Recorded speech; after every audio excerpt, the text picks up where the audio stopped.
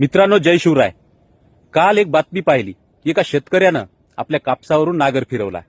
डोळ्यात पाणी आलं. आता ही अवस्था शेतकऱ्याची का झाली? एक तर त्याच्या कापसाला भाव नाही, दुसरी गोष्ट त्याला मजूर परवडेना.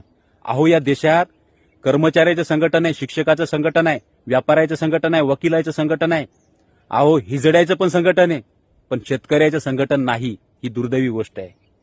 अहो, इथल्या शेतकऱ्याला खतं बिबियाणे घ्यायचे असले की या देशात तुटवडा निर्माण होतो. आणि इथल्या शेतकऱ्याला आधार कार्ड घेऊन आपले त्या लाईनमध्ये लागून त्या ठिकाणी खतं खरेदी करावी लागतात. शेतकरी काय चोर आहे काय देशाचा? याची लाज कुठेतरी राज्यकर्त्यांना वाटली पाहिजे. आणि इथला राज्यकर्ता इथल्या शेतकऱ्याला काय म्हणतो? बळीराजा, शेतकरी राजा. अहो, का त्याच्या घामाची तुम्ही चेष्टा करता? कुठेतरी लाज तुम्हाला वाटली पाहिजे. आणि जर लक्षात घ्या शेतकऱ्यांनो, इथला शेतकरी जर एकत्र झाला नाही तर येणाऱ्या काळात शेतकरी जात ही इतिहास जमा झाल्याशिवाय राहणार नाही. याची नोंद सर्व शेतकऱ्यांनी घ्यायला हवी.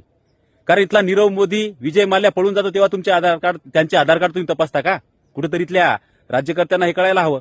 कारण खरा राजा या देशाचा कोण असेल तर तो शेतकरी आहे. पण इथल्या शेतकऱ्याला मातीत घालण्याचं काम इथल्या राज्यकर्त्यांनी केलेलं आहे. सर्व सरकारने आलटून पालटून यांनी सत्ता भोगली, परंतु कुठेही इथल्या शेतकऱ्याचा विचार त्यांनी केलेला दिसत नाही. म्हणून शेतकऱ्यांनी आता एकत्र आलं पाहिजेत, नाहीतर इथल्या राज्यकर्त्यांनी एक दिवस पायलीभर गव्हासाठी हा देश गहाण ठेवलेला असेल याची नोंद तुम्ही घ्यायला हवी.